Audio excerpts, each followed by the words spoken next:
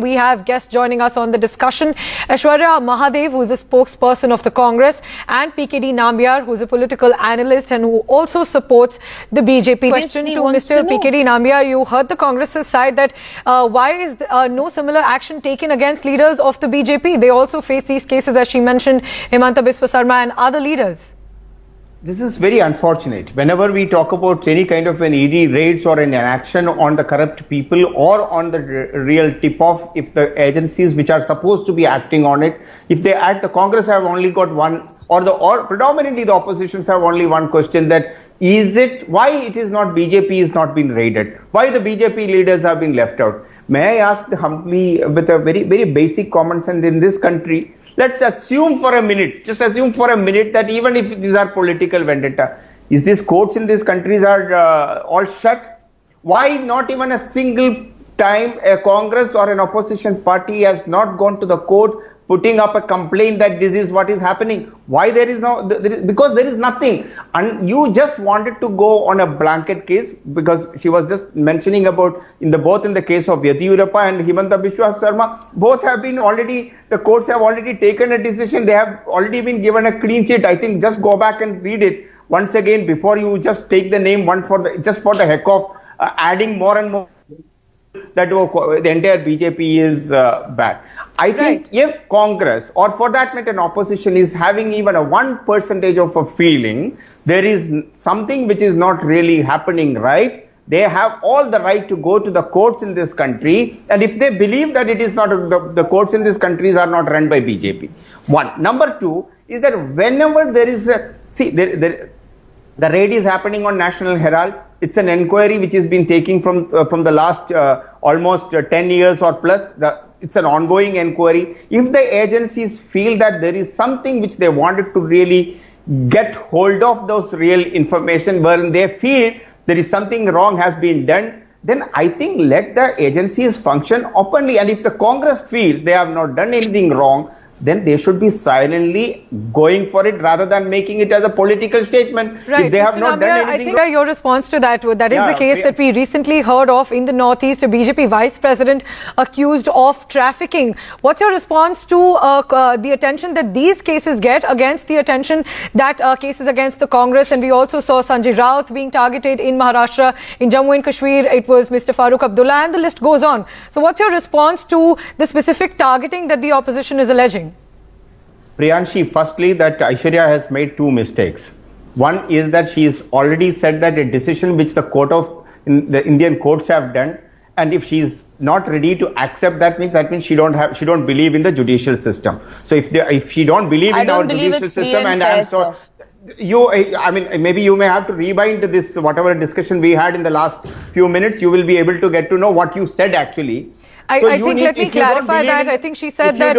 I think she said that no central organization or court seem to have a free hand. I think that was the exact quote. She said so, including the judiciary has been in a way sold out. So the idea is that just I think when you speak as an authority, you should be very, very careful with your words. And I believe that as a Indian, I believe in our judicial system, and we have one of the finest judicial system in the world. And it is not just only for an India, it's in the world. Priyanshi, that's still not a response. System. And one second.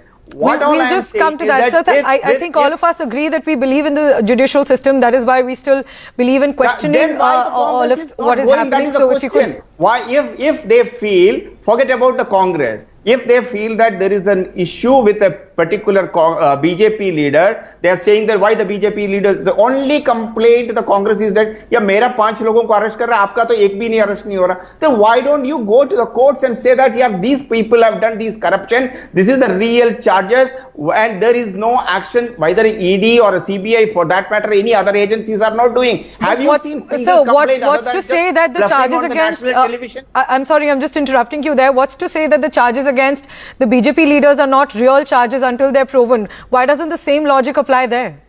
Absolutely, it's same applicable here as well. I'm not saying that, but the only problem is then the due process of the law is happening. When whether it is to Sonia Gandhi or Rahul Gandhi is being called for an interrogation, there is a huge hue and cry. It was not the same case when the P. Chidambaram was arrested. P. Chidambaram was arrested, their own leader, or a handful of 5 or 6 people were there in Johor Bahru. There was no hue and cry. There was no big Rasta Roko Abhiyan of Congress in Delhi. So the idea is that it's all about the Congress people, leaders today have become a slave of a family, and they cannot think beyond that particular family, and anything which is related to that family question, they become violent. They will come with all sorts of arguments. But I can only say, I sympathize at times for the Congress men who had to come and defend these people on national television. Why don't you understand the very fact of a case which were in not-for-profit company, there is no transactions have happened. If there is no transactions happened, why are you crying? Don't cry, just relax. There is an investigation is happening. There are courts in this country. They will not do anything wrong to you. But right, let's get to right, Mr. PKD Nambiar. You heard Aishwarya Mahadev. She says, if you had clear evidence, why didn't it come years ago, and why is it taking so many years to finally be proven, if at all? And also, the second question that's always used as an argument in such cases is that what happens to these cases after the leaders shift from the Congress to the BJP, like what happened with Himanta Biswa Sarma after he shifted from the Congress when he faced multiple PILs, then he shifted to the BJP. So what really happened to the cases against him? First part is that you were talking about why the BJP did not act for so many years and why suddenly all these things happening. First and foremost, this case was not filed by a BJP person. It was a case which was already pending during the UPA 2 time onwards, the National Herald case. And there is a merit in the case. That is the reason multiple courts, whether in the lower court or in the high courts, have never, both Sonia Gandhi and Rahul Gandhi both are out for bail. So that alone, the courts have never been, if there is no prima facie, there is no evidence, the courts would have really given them a clean check and just told them that, okay, there is nothing to go further. When the courts have already told that there has to be an inquiry, the inquiry is on. Whether the ED is doing right or wrong, that ED will be reporting to the High Court or whichever the court requires. Why this hue and cry? That is the only question. I think let there be an inquiry, whether there is a raid or anything which is taking place, let it happen. We are talking about Young India, AGL and everything. Do you know the very fact? It is not just, how can it be a party give 100 crores to somebody? One.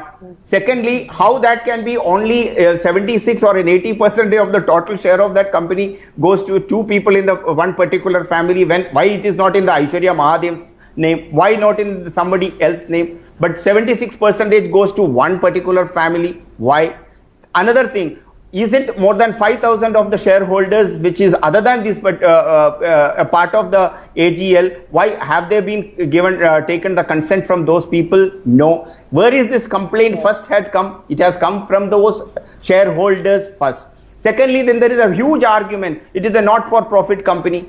Come on, just be little sensible. Maybe every public may not be knowing it. It is a not-for-profit company does not mean that you will not be able to enjoy the fruit of the assets what you have. PKD Nambiar, the process being followed, as you say, in this case, but just the question of what happens to these processes when the leaders who face complaints shift from the Congress or any other party to the BJP. What happens to these due processes that should be taking place even then?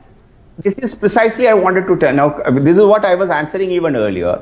If Congress or for that matter an opposition party feels that जैसे ही वो BJP में आ जाएगा तो उसका तो रंग बदल जाता है, he will become a clean guy. This is the standard argument of all the opposition parties. I am saying that any cases in similar, why don't you go to the courts? I have not seen a single complaint going to a judiciary, not just in just a vague PIL, go straight away, and if you are not getting there, then we will discuss. I think it's just don't give a blanket argument or just a questioning that anybody whomsoever become a part of a BJP, they will be given a clean sheet. I don't think is there anybody who had been given a clean sheet. Let me ask you this. Right. I'm afraid we'll have to wrap up this discussion at this and leave it at that. Thanks very much, both of you, for joining us.